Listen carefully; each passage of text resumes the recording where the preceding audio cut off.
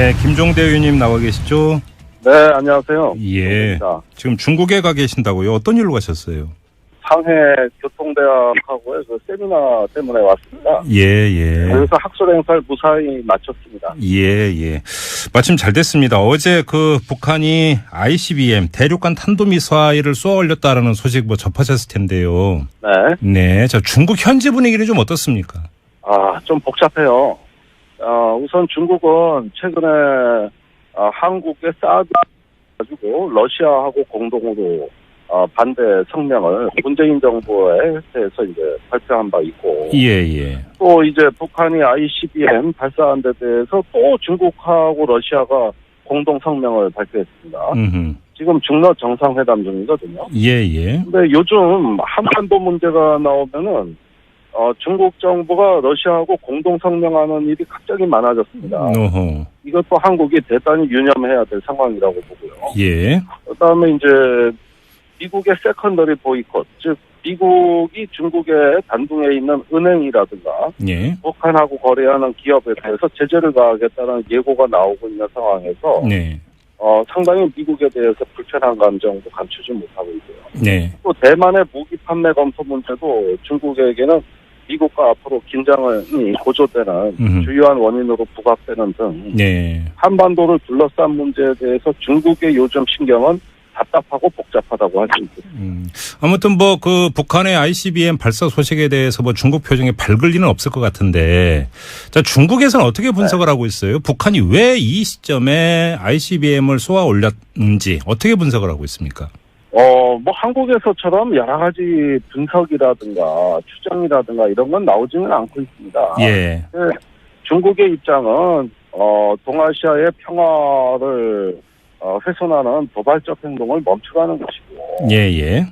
또 이런 어떤 북한의 핵 문제를 빌미로 해가지고 중국을 견제하는 데 대해서 상당히 또 규탄하는 입장이고요. 예. 이렇게 돼 있습니다. 그런데 어떨 때 보면은 중국은 이 북한의 미사일 시험에 대해서 우리보다는 약간 좀 덤덤한 입장이 아닌가 하는 생각이 듭니다. 어떤 점에서 그렇게 보시는 거예요? 우선은 북한의 미사일 발사 자체보다도 그 이후에 있을 미국의 중국 압박이 또 우려되기 때문입니다. 예. 북한의 미사일 발사야 뭐 중국도 적극적으로 제재하고 또 규탄을 하는 입장이지만은 이걸 핑계로 해서 중국을 제재하는 미국의 흐름이 더 가속화된다. 네. 이런 점에서 중국은 북한과 미국이라는 두 개의 경쟁자를 상대해야 되는 입장이겠죠. 예. 마침 이 그 북한이 ICBM 발사했다고 발표한 직후에 미국의 트럼프 대통령이 트위터에 어떤 글을 올렸냐면, 중국이 북한을 더 압박을 해서 이 넌센스 같은 상황을 끝내야 한다, 이런 요새 글을 올렸다고 하는데, 이것도 중국에 전해지지 않았겠습니까? 반응은 어떻습니까? 지금 트럼프 대통령의 그런 태도는 중국을 보고 북한을 제재하는 걸 넘어서 아예 봉쇄를 하라는 압력으로 받아들입니다.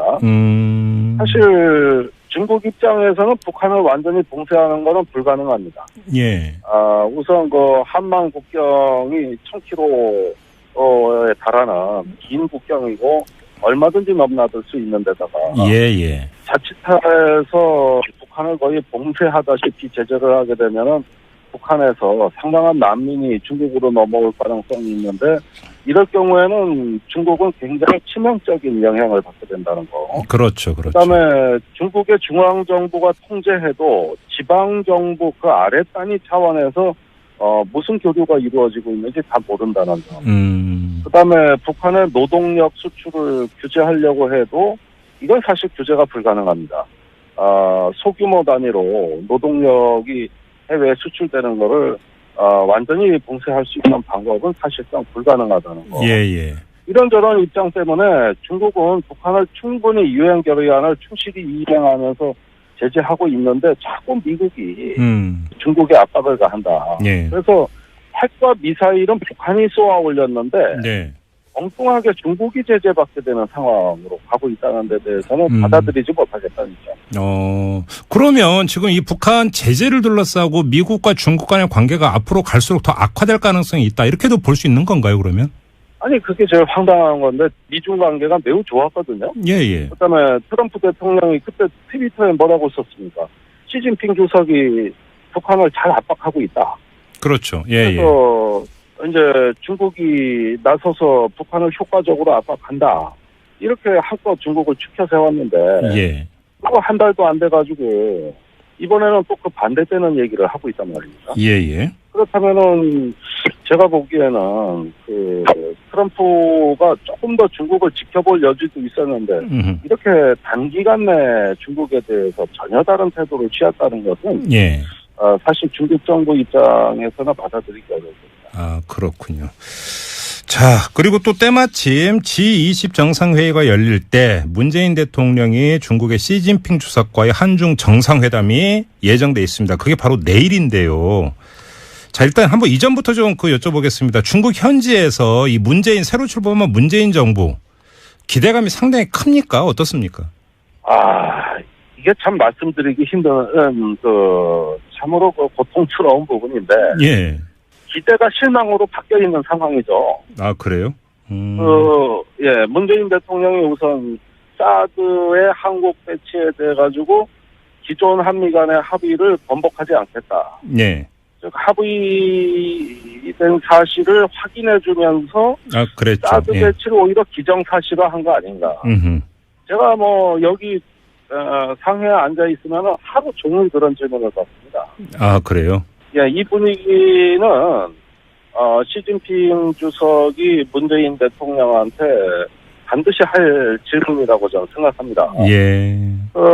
그리고 문재인 대통령의 발언 중에 이제 CSIS 미국의 국제문제연구소에서 사드 배치는 한국의 주권 사항이므로 중국 정부가 간섭할 일이 못 된다. 이렇게 발언한 게 이 중국을 많이 자극한 상황이에요. 그래서 문재인 대통령에 대한 기대는 아직 돋보이지 않지만 미국에서 발언에 대해 가지고 상당히 서운해하고 있습니다. 그래서 얼마 전까지만 해도 왕이 외교부장 차원에서 한국의 사드에 대한 어떤 우려나 항의를 전달하던 양상이 불과 며칠 전부터는 시진핑 주석이 직접 나서서 이 사드 문제 전면을 나서서 총대를 매는 이런 양상으로 전개되고 있거든요. 그러니까 저는 한미 정상회담이 성공한 만큼 빛의 이면에는 짙은 그림자가 있다. 저는 한중 정상회담은 좀 우리가 상당히 우려된다고 말씀드릴 수 있습니다. 그 예상대로 내일 예정된 한중 정상회담의 최대 의제는 역시 사드가 될 것 같은데요. 근데 지금 북한이 ICBM이라고 하는 걸 쏘아 올린 다음에 국내에서 어제 오늘 어떤 이야기가 많이 나오고 있냐면 한중 정상회담에서 문재인 대통령의 발언력이 더 세질 수도 있다. 이런 주장이 나오는데 그 논리가 뭐냐면 봐라 북한이 ICBM까지 쏘아 올렸으니까 우리 입장에서는 사드 배치 안 할 수가 없고 미국과의 공조 안 할 수가 없으니까 중국이 이해를 해야 된다. 이렇게 나가면 된다. 이런 주장이 나오고 있거든요. 어떻게 평가하세요? 그렇게 되면 상당히 심각해집니다. 이 사드 문제는 저도 중국이 굳이 미국이 미사일 방어는 아시아 18개국하고 협조하는 게 있는데 한국만 콕 집어가지고 들들 볶아대는 형으로 이 사드 문제에 너무 중국이 집착하는 데 대해서는 저도 불만을 갖고 있습니다. 그런데 시진핑 주석이 직접 한 말이 있거든요. 그러니까 여태까지 사드에 대해 결연히 반대하면서 이 사드 문제야말로 중국의 핵심 안보 이익을 해치는 아주 중요한 의제라는 것을 시진핑 주석이 직접 부각시켜놓은 상태고 이미 해놓은 말이 있는데 걷어들이기가 쉽지가 않다는 것이죠. 그렇다면 여기서 그 사드 배치를 기정사실화하는 걸 문재인 대통령이 시 주석한테 직접 말했을 때 저는 한중 관계는 이제까지 볼 수 없었던 상당히 심각하고 엄중한 사태를 갈 수 있다. 이제는 여기 중국 현지 분위기는 한국 하면 떠올리는 게 사드밖에 없어요.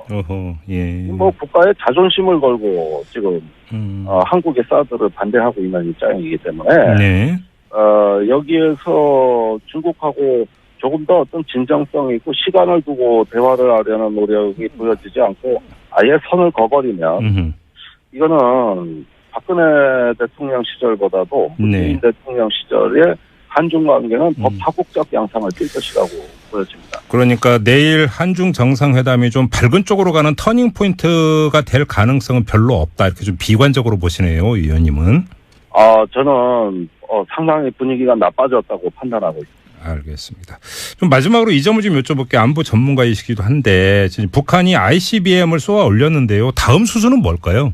예, ICBM을 쏴서 궤도에 이제 우주 궤도에 올려 보낼 수 있는 능력은 입증이 됐습니다. 예. 그렇다면은 핵탄두의 재진입 기술이 문제가 됩니다. 지금 북한은 그것도 확보했다고 주장하지만은 네네. 한미 정보 당국이 판단했을 때는 아직까지 재진입 기술까지 성공한 것은 아니다. 예. 이렇게 이야기하고 있거든요. 이 대기권을 뚫고 이제 다시 들어오는 거 말씀하시는 거죠? 그렇습니다. 예예. 그렇다면 북한이 자신의 위협의 신뢰성을 높이기 위해서는 네. 탄두의 재진입 기술을 입증해야 될 것이고, 네. 또 만약에 그런 기술을 갖고 있다면은 보여주고 싶어할 것 같아요. 네. 그래서 그 고열을 견디는 탄두의 능력, 그걸 상마제라고 어려운 말이 있는데요. 예예. 상마제를 사용할 수 있는 능력이 있느냐. 예. 그다음에 그 목표물에 정확히 유도할 수 있는 능력이 되느냐. 이런 것들을 아마 더 과시하는 쪽으로 예. 추가 미사일 시험이라든가 예예. 아니면 지상에서 모의 실험을 공개할 것이라고 봅니다. 이렇게 되면은 이제는 본격적인 핵무장 단계이기 때문에 예. 아마도 북한이 가하는 위협의 신뢰성이 아주 높아지게 되는 것입니다. 위협의 신뢰성이라고 하는 참 이게 표현이 그렇네요. 아무튼 그런데 네, 많이 쓰는 용어예요. 예. 위협의 신뢰성을 더 극대화하기 위해서 북한이 나설 것이다 이런 말씀이시네요. 알겠습니다. 뭐 더 자세한 이야기는 좀 나중에 나누도록 하고요. 여기서 마무리하겠습니다. 고맙습니다, 의원님. 네, 감사합니다. 네.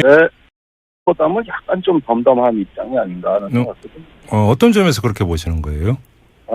우선은 북한의 미사일 발사 자체보다도 그 이후에 있을 미국의 중국 압박이 또 우려되기 때문입니다. 예. 북한의 미사일 발사야 뭐 중국도 적극적으로 제재하고 또 규탄을 하는 입장이지만은 이걸 핑계로 해서 중국을 제재하는 미국의 흐름이 더 가속화된다. 네. 이런 점에서 중국은 북한과 미국이라는 두 개의 경쟁자를 상대해야 되는 입장이겠죠. 예. 마침 이 그 북한이 ICBM 발사했다고 발표한 직후에 미국의 트럼프 대통령이 트위터에 어떤 글을 올렸냐면 중국이 북한을 더 압박을 해서 이 넌센스 같은 상황을 끝내야 한다. 이런 요새 글을 올렸다고 하는데 이것도 중국에 전해지지 않았겠습니까? 반응은 어떻습니까? 지금 트럼프 대통령의 그런 태도는 중국을 보고 북한을 제재하는 걸 넘어서 아예 공세를 하라는 압력으로 받아들입니다. 사실 중국 입장에서는 네, 김종대 의원님 나와 계시죠? 네, 안녕하세요. 예. 지금 중국에 가 계신다고요? 어떤 일로 가셨어요? 상해 교통대학하고의 그 세미나 때문에 왔습니다. 예. 그래서 학술 행사를 무사히 마쳤습니다. 예. 마침 잘 됐습니다. 어제 그 북한이 ICBM 대륙간 탄도미사일을 쏘아 올렸다라는 소식 뭐 접하셨을 텐데요. 네. 자, 중국 현지 분위기는 좀 어떻습니까? 좀 복잡해요. 우선 중국은 최근에 한국의 사드 가지고 러시아하고 공동으로 반대 성명을 문재인 정부에 대해서 이제 발표한 바 있고. 예. 또 이제 북한이 ICBM 발사한 데 대해서 또 중국하고 러시아가 공동 성명을 발표했습니다. 지금 중러 정상회담 중이거든요. 예. 근데 요즘 한반도 문제가 나오면은 중국 정부가 러시아하고 공동 성명하는 일이 갑자기 많아졌습니다. 이것도 한국이 대단히 유념해야 될 상황이라고 보고요. 예. 그다음에 이제 미국의 세컨더리 보이콧, 즉 미국이 중국의 단둥에 있는 은행이라든가 북한하고 공은 받아들이지 못하겠다는 입장. 그러면 지금 이 북한 제재를 둘러싸고 미국과 중국 간의 관계가 앞으로 갈수록 더 악화될 가능성이 있다. 이렇게도 볼 수 있는 건가요, 그러면? 아니 그게 제일 황당한 건데 미중 관계가 매우 좋았거든요. 예. 그다음에 트럼프 대통령이 그때 트위터에 뭐라고 썼습니까? 시진핑 주석이 북한을 잘 압박하고 있다. 그렇죠. 그래서 이제 중국이 나서서 북한을 효과적으로 압박한다. 이렇게 한껏 중국을 추켜 세웠는데 그거 한 달도 안 돼가지고 이번에는 또 그 반대되는 얘기를 하고 있단 말입니다. 그렇다면은 제가 보기에는 그 트럼프가 조금 더 중국을 지켜볼 여지도 있었는데 이렇게 단기간 내 중국에 대해서 전혀 다른 태도를 취했다는 것은 사실 중국 정부 입장에서는 받아들이기 어렵습니다. 아, 그렇군요. 자, 그리고 또 때마침 G20 정상회의가 열릴 때 문재인 대통령이 중국의 시진핑 주석과의 한중 정상회담이 예정돼 있습니다. 그게 바로 내일인데요. 자, 일단 한번 이전부터 좀 여쭤보겠습니다. 중국 현지에서 이 새로 출범한 문재인 정부 거래하는 기업에 대해서 제재를 가하겠다는 예고가 나오고 있는 상황에서 상당히 미국에 대해서 불편한 감정도 감추지 못하고 있고요. 또 대만의 무기 판매 검토 문제도 중국에게는 미국과 앞으로 긴장이 고조되는 주요한 원인으로 부각되는 등 한반도를 둘러싼 문제에 대해서 중국의 요즘 신경은 답답하고 복잡하다고 할 수 있습니다. 아무튼 북한의 ICBM 발사 소식에 대해서 중국 표정에 밝을 리는 없을 것 같은데, 자, 중국에서는 어떻게 분석을 하고 있어요? 북한이 왜 이 시점에 ICBM을 쏘아 올렸는지 어떻게 분석을 하고 있습니까? 한국에서처럼 여러 가지 분석이라든가 추정이라든가 이런 건 나오지는 않고 있습니다. 중국의 입장은 동아시아의 평화를 훼손하는 도발적 행동을 멈추라는 것이고, 또 이런 어떤 북한의 핵 문제를 빌미로 해가지고 중국을 견제하는 데 대해서 상당히 규탄하는 입장이고요. 이렇게 돼 있습니다. 그런데 어떨 때 보면은 중국은 이 북한의 미사일 시험에 대해서 북한을 완전히 봉쇄하는 것은 불가능합니다. 우선 한만 국경이 1000km에 달하는 긴 국경이고 얼마든지 넘나들 수 있는 데다가 자칫해서 북한을 거의 봉쇄하다시피 제재를 하게 되면은 북한에서 상당한 난민이 중국으로 넘어올 가능성이 있는데 이럴 경우에는 중국은 굉장히 치명적인 영향을 받게 된다는 거. 그렇죠. 그다음에 중국의 중앙정부가 통제해도 지방정부 그 아래 단위 차원에서 무슨 교류가 이루어지고 있는지 다 모른다는 점. 그다음에 북한의 노동력 수출을 규제하려고 해도 이건 사실 규제가 불가능합니다. 소규모 단위로 노동력이 해외에 수출되는 거를 완전히 봉쇄할 수 있는 방법은 사실상 불가능하다는 거. 이런저런 입장 때문에 중국은 북한을 충분히 유엔 결의안을 충실히 이행하면서 제재하고 있는데 자꾸 미국이 중국에 압박을 가한다.